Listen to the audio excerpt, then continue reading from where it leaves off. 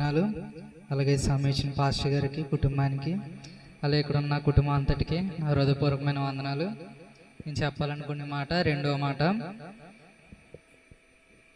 అందరం బైబిల్ గ్రంథాన్ని తెరిచి చదువుకుందాము. రెండవ మాట లూకా సువార్త 23వ అధ్యాయము 43వ వచనము. అందుకు ఆయన వారితో, నేడు నీవు నాతో కూడా పరదైసులో ఉందువని నిశ్చయముగా నీతో చెప్పుచున్నాను. ఈ మాట మనందరికీ తెలిసిన మాటే. దేవుని కృపను బట్టి మనకి దేవుడు ఈరోజు ఈ మాట అనేది మనకిచ్చారు. దేవుడు చెప్పిన మాటలు 7 మాటలు అయితే ఆ మాటలు ప్రతి మాటలో ఒక పరమార్థం ఉంటుంది. మాటలు అనేవి ఏదో బాధతోనో లేదంటే ఆ సమయానికి తగ్గట్టో లేదంటే దేవుడు మాట్లాడలేదు. ఆ మాటకి ఒక విలువ ఉంది. ఆ మాట అనేది తర్వాత చాలామందికి ఉపయోగపడాలని దేవుడు మనకి ఈ మాటని ఇచ్చారు. దాని ముందు ఉన్న సందర్భం, అలాగే ఆ మాట చాలా చాలా పరమార్థం. ఎందుకంటే ఒక్క మాటతో ఎన్నో వేల కొలది కోట్ల కొలది మాటలు తయారు చేయొచ్చు. దేవుని మాట అనేది అంత విలువైంది మాట. ఈ మాటను బట్టి మనం చూస్తే ఈ సందర్భాన్ని వివరించాలని ఆశపడుతున్నా. సందర్భం ముందు అంటే ఆ మాటకు ముందు ఇక్కడ సందర్భం ఏంటి అంటే అక్కడ 2 దొంగలు అనేది మనకి కనిపిస్తున్నారు. అక్కడ దేవునికి అటుపక్క ఇటుపక్క 2 దొంగలు అనేది మనకి కనిపిస్తున్నారు. అందులో మొదటిగా ఒక దొంగ అనేది వాడు మాట్లాడతారు. ఏంటంటే, నువ్వు క్రీస్తువు కదా, నువ్వు రక్షకుడు కదా, నువ్వు రక్షించబడి మమ్మల్ని కూడా రక్షించు అని చెప్పి అక్కడ ఒక్కడే కాదు ఇంకో దొంగ ఉన్నాడు కదా, ఆ దొంగను కూడా రక్షించమని దేవుడిని ఏమడుగుతున్నాడంటే కోరుకుంటున్నాడు, ప్రార్థన చేస్తున్నాడు. ఏంటంటే రక్షించబడాలని. ఎలాగా అంటే ఆత్మీయమైన రక్షణ కాదు అక్కడ కోరుకునేది, శారీరకమైన రక్షణ. అక్కడ మనం చూస్తున్నాము, నేరస్తులు అనే మాట మనకు కనిపిస్తుంది. అంటే వారు నేరం చేసేవారు, నేరాలు చేస్తూ పాపాలు చేస్తూ ఆ సమయంలో మరి వాళ్ళు ఎవరన్నా చంపుండొచ్చు, లేదంటే ఎంతోమందిని కొట్టుండొచ్చు, ఎన్నో తప్పులు చేసి ఉండొచ్చు. మరి మనం ఊహించుకుంటే నేరస్తులు అంటే చాలా రకాల పనులు, పాప పనులు చేసిన వారు ఉన్నారు. కాబట్టి మనం చూస్తున్నాము ఆ దొంగ రక్షింపబడి ఇంకా ఎన్నో పాపాలు చేయడానికి ఇంకా ఆసక్తి చూపిస్తున్నాడు. ఆ ఆసక్తి చూపించడానికి ఎవరిని అడుగుతున్నాడు, ఎవరిని కోరుకుంటున్నాడంటే దేవుణ్ణే.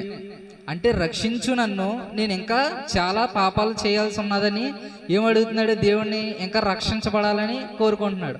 ఈరోజు మనం కూడా ఆ దొంగలాగే చాలా రకాలుగా అడుగుతున్నాం. ఏంటంటే ఏదో పాపాలు చేయాలని కాదు, దేవుణ్ణి ఏ రకంగా అడుగుతున్నామంటే చర్చికి రాకుండా చాలా రకాలుగా చాలామంది ఏం అడుగుతున్నారంటే మంచే కదా అనుకొని ఉద్యోగాలు అడుగుతున్నారు, మంచే కదా అని వ్యాపారాలు అడుగుతున్నారు. కానీ అవి దేవుడు ఇచ్చిన తర్వాత దేవుడిని మర్చిపోయి వాటిలో బిజీ అయిపోతున్నారు.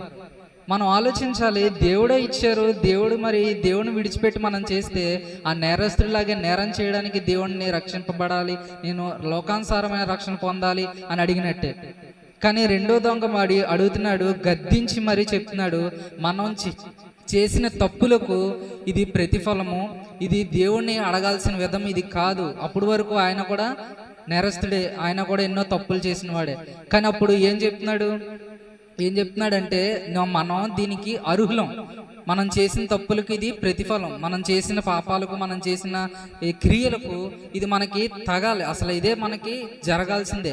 అలాంటిది మనం ఎలా అనకూడదు. కానీ ఈయన ఏ తప్పు చేయలేదు కాబట్టి ఆయన మన కోసం చనిపోతున్నారు. నువ్వు మాట్లాడే మాటలు మంచివి కాదని గద్దించి దేవునితో మాట్లాడుతున్నారు. ఏ విధంగా అంటే, నీవు రక్షకుడివి, నన్ను కూడా రక్షించు, నీ రాజ్యంలో నన్ను జ్ఞాపకం చేసుకో అని ఆ దొంగ దేవుడిని అడిగినప్పుడు దేవుడు ఆ మాటలు విని ఆ దొంగతో అంటున్నారు ఈ మాట, నువ్వు నాతో పాటు నా పరలోకంలో నేను ఖచ్చితంగా జ్ఞాపకం చేసుకుంటాను, నువ్వు నాతో పరదేశంలో ఖచ్చితంగా ఉంటావు అని చెప్పి ఒక మంచి మాట అనేది ఇవ్వడం జరుగుతుంది. ఈరోజు మనం కూడా ఏం అడగాలంటే ఉద్యోగాలు అడగొచ్చు, వ్యాపారాలు అడగొచ్చు, నీకు కావాల్సిన ధనం అడగొచ్చు, నీకు కావాల్సిన ఆస్తులు అడగొచ్చు. కానీ దేవునికి మించినవి కాకూడదు. అవి దేవునికి మించినవి అయితే ఆ మొదటిగా అక్కడ మనం చూస్తున్నాం కదా, ఎడమవైపు ఉన్న దొంగ అడిగినట్టే మనం పాపం చేయడానికి దేవుణ్ణి అడుగుతున్నట్టు ఉంటుంది.